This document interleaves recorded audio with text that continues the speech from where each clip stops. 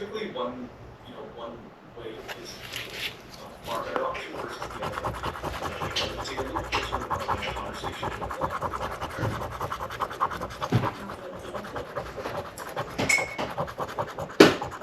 Andrew, just quickly to clarify, you're sort of like with commercial land, so many people are seeing it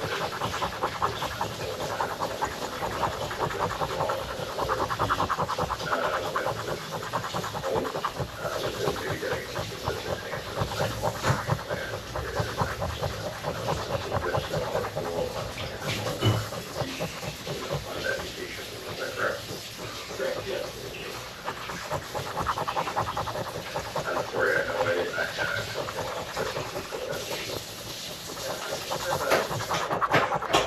They've already been investigated with RSP and KSA by ETFs. Are your gains on an ETF and an RSP, are they also tax deductible, or is only the base contributions? When it comes to registered investment accounts, such as TFSAs, the transactions that really matter in terms of your contribution limits or your taxation impacts are your ins and outs of the account. So all the funds in the RSP, they grow on a tax-deferred basis. So your contributions that you put into it are tax deductible. Any funds that you take out of an RSP, those are going to be taxable as income.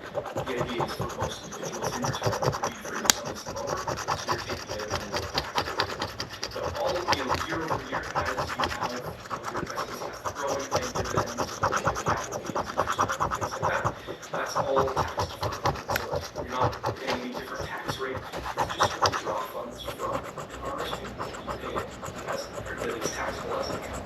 With a tax-free savings account, your personal contribution limits are impacted by the amount you contribute to the account, but all of your growth limits are all tax-free. So when you redeem from a TFSA, it's not a taxable event. It's all tax-free. So that's the benefit of the TFSA. Thank you. So, Andrew, just summarize overall on the same page. That was Jacob that money that's in the RSPs, you're not paying taxes each year on any growth that grows with the plan. So when he goes to withdraw that money, that'll count as taxable. Right, yeah.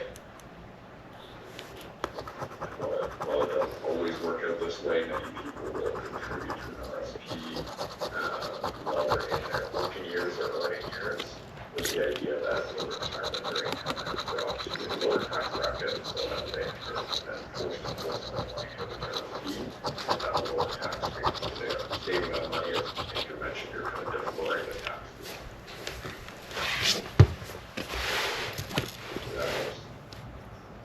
So I'd like to ask a hypothetical. So say you have credit cards and you have a mortgage. Which would you kind of pay off? The higher interest rates or the mortgage? Which would be more beneficial in the long run for you? Generally speaking, it is going to be paying off the highest interest bearing account. So credit cards, they're sort of the worst offenders when it comes to high interest rates. They're oftentimes in roughly that 20 to 20% annualizing rate. So if you get rid of those balances, that's going to usually save you the most on interest costs. There are different strategies when it comes to what prepayment code snowballing, so paying off the smallest balance first, the next largest balance, and the next largest balance. There is focusing on the interest rate, so paying down the credit card first, and maybe it's a loan that has the second highest interest, and then mortgage last. There can also be consolidation. So evaluating, say you have a car loan that's at 6%, maybe a credit card that's at 20%, maybe a mortgage that's at 4%.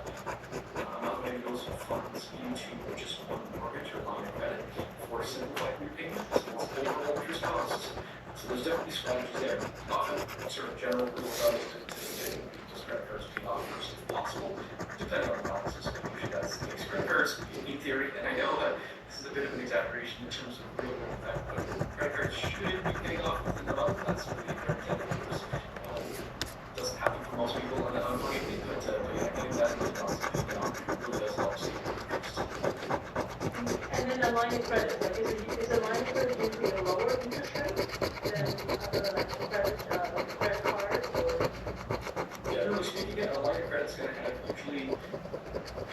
certainly lower than a credit card. Maybe, depending on how the market is set, because secured line of credit, there's a whole lot of products out there. Credit line is security to your home, so sort of part of your mortgage package. Those interest rates are quite strong. That's going to be the sort of cheapest lending you have outside of mortgage. And then there's going to be fixed rate loans, variable rate loans, and credit lines, sort of in the middle of credit cards at the top of it.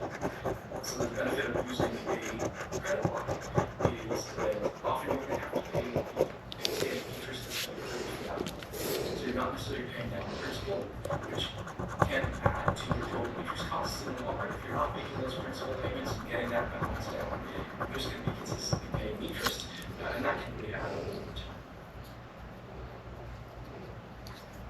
Thank you. Sorry, I have another question. It is the demand or I don't know what you can recommend for investing so that your money can grow in any time. So is there any program that RBC have it that we can invest? Is there maybe, I don't know, $1,000, $2,000? It can grow in under time in 10 years or 15 years, something like this that you recommend us? So, with the investment approach, everyone's going to have some different strategy when it comes to that. We do a very good job of sitting down specifically and discussing some areas when it comes to investing for each client. So your time horizon is one thing you mentioned there, very important. Right? Somebody who's looking to invest in the short term is not necessarily going to be advised to invest in things that have risk associated, right? Whereas if somebody's setting aside funds for their retirement over decades and if they're comfortable with some volatility, your growth potential is going to be a little better. So Tengo un 19. time horizon is ¿Y cuánto tiene? 5, eso. Ellos no le van a poner mucho tampoco. Ah, bueno. Y el otro tiene un 7, que no sé qué significa. savings, not a great sort of long-term approach, but it's kind of secure. So I think just like a savings Ah, account, sí, era bueno.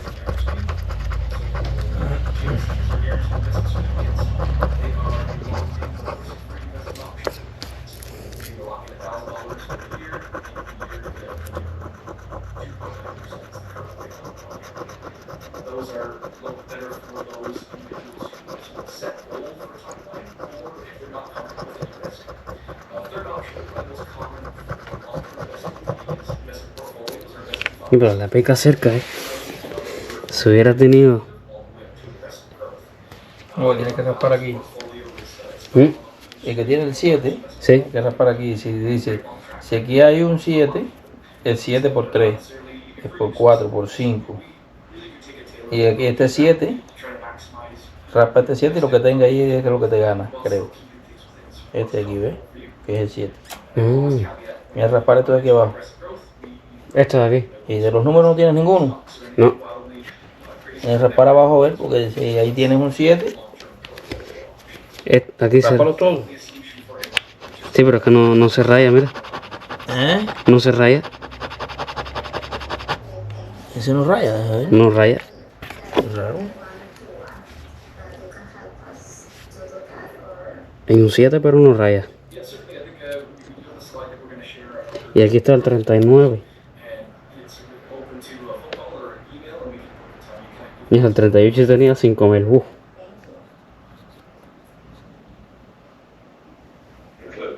Entonces tienen que ir a chequear a ver cuánto.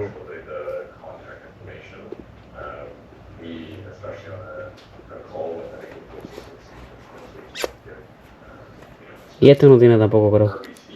Revísalo bien, a ver.